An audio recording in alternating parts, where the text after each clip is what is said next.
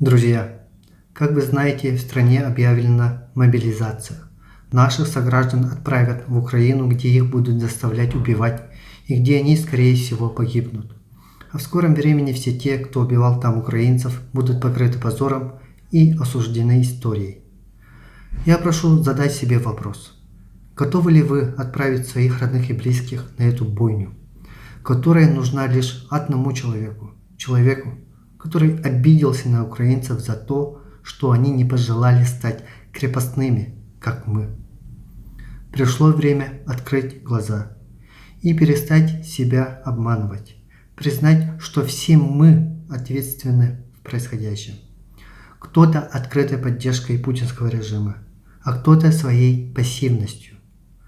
Пришло время начать менять ситуацию. Уверен, что такая возможность скоро появится. А до тех пор мы, граждане России, должны всеми способами избежать участия в преступлениях.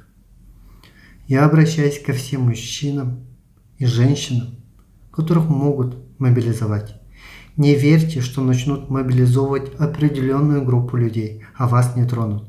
Никогда не было такого, чтобы путинский режим говорил нам правду.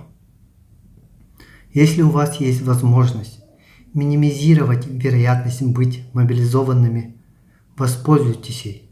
И помните, у всех жизнь только одна. Дорогие сограждане, берегите себя и своих родных. Сахалар. Бегетин уанна чугаш джунургутун харастан. Бегигах самат агыях. Всем пока.